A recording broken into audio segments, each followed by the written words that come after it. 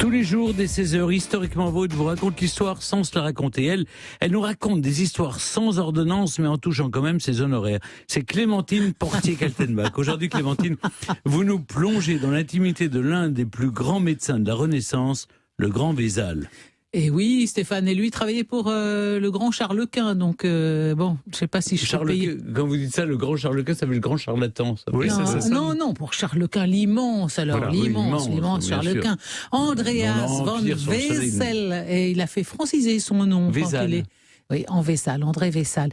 Il était né à Bruxelles le 31 décembre 1514 et appartenait à une lignée de médecins flamands depuis 3 générations. Son grand-père, son arrière-grand-père, avait été le médecin de Charles le Téméraire. Ça vous dit quelque chose, Charles le Téméraire, l'ennemi inexpugnable de Louis XI? C'était quelqu'un de très courageux. Voilà ce que ça me dit. Charles T, c'est les Bourguignons. Les Bourguignons, oui. Tout ça, je connais par cœur, bon. vous savez. Ah bah d'accord, donc passons du coup, si vous connaissez très bien. Et son père a servi Marguerite d'Autriche, la tante de Charles Quint. Alors lui, André Vézal, à Bruxelles, il habite juste devant une potence. Donc toute la journée, dès qu'il est enfant, il voit des cadavres et des squelettes nettoyés par les oiseaux.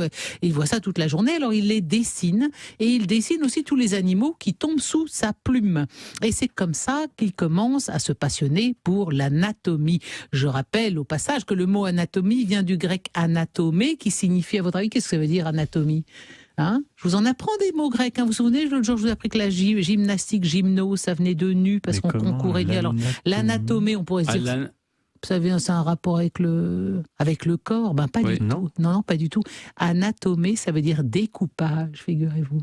Intéressant. Hein. Oui. En 1533, donc, Vézal vient à Paris pour suivre des cours au Collège Royal de Médecine et il va y rester 3 ans. Il n'a que 19 ans, mais son savoir est déjà prodigieux. 19 ans, imaginez, il maîtrise le grec et le latin parfaitement. Il parle des rudiments d'arabe et des rudiments d'hébreu. Ça me fait un peu penser à Pic de la Mirandole. Ces gars-là qui, avant 20 ans, à 13, 14 ans, ils sont déjà là à parler 4 langues. Non, mais vraiment. Alors que nous, on arrive péniblement à aligner 3 mots d'anglais. Et moi, je fais l'accent russe quand je veux faire espagnol. Non, vraiment, tout ça est très humiliant. En tout cas, à Paris, il reçoit un enseignement quasiment exclusivement livresque et fondé sur la médecine grecque et arabe. Aucune thèse n'est acceptée si elle contredit Hippocrate, Aristote ou Galien. Galien, c'est un médecin du IIe siècle. Ce sont les références absolues, des références qui ont alors plus de 1000 ans quand même. Hein, ça commence à dater. Et au collège de médecine, donc apprentissage livresque, c'est tout juste si on dissèque un chien 1 fois par an. Mais par chance, le collège est installé rue de la Grange-Aubel, juste à côté du gibet de Montfaucon.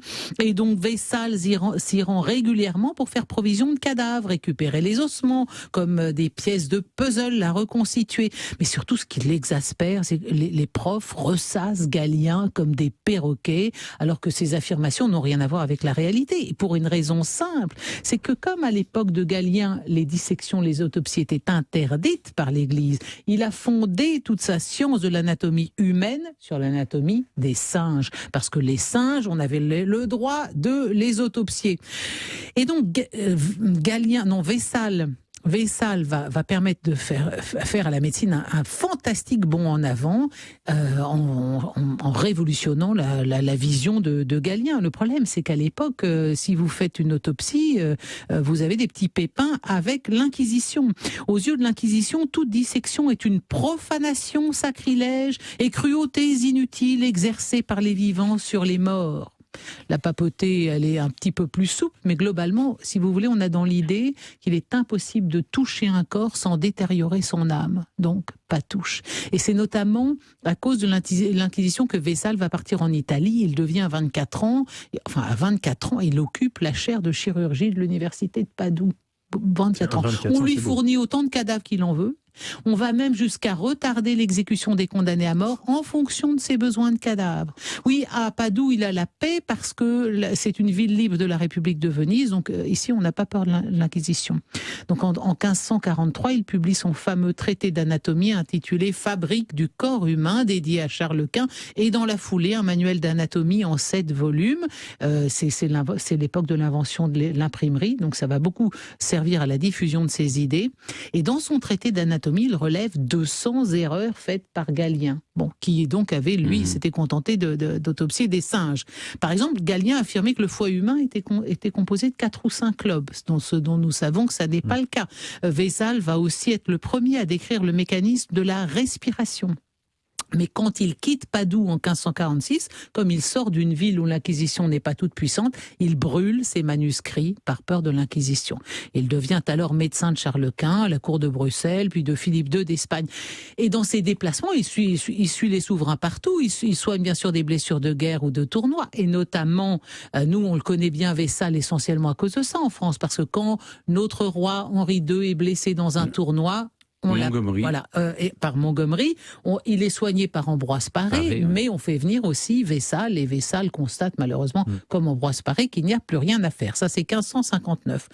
Malheureusement, il va finir par se faire rattraper par l'Inquisition, qu'il accuse d'avoir autopsié un être humain encore vivant. On dit qu'il aurait autopsié une femme qui n'était pas tout à fait morte.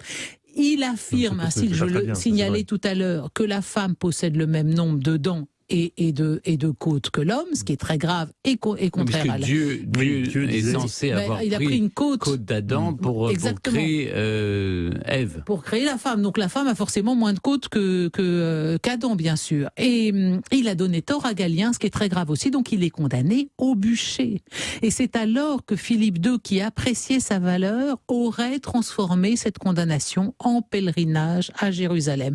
D'ailleurs, ça revient à peu près à le condamner à mort, parce que il fait naufrage, il se retrouve sur l'île de Zante en Grèce et il y meurt en octobre 1564, victime de forte fièvre. Il avait 50 ans et c'est ainsi, sur sa route pour un pèlerinage à Jérusalem, que disparaît le plus grand anatomiste de l'histoire de la médecine.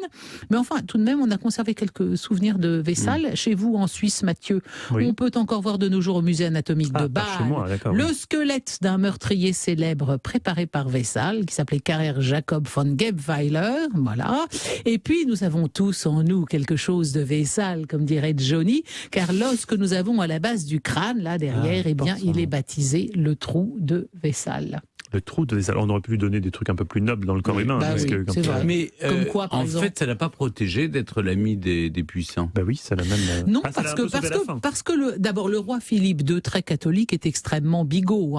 C'est lui qui mène la croisade contre la réforme en Angleterre, notamment contre Élisabeth Ier, l'invincible Armada, etc. Donc lui ne rigole pas avec la religion. Donc si l'Inquisition espagnole, qui est la plus puissante d'Europe, lui dit, écoute, ton gars là, il a dit que Adam et Ève que la femme n'avait pas le même nombre de côtes ni de dents, c'est bûché. Et il ne peut pas y faire grand-chose. Donc voilà, il lui a évité le bûcher en l'envoyant à Jérusalem. C'est pas si mal. Non, merci Clémentine. Merci.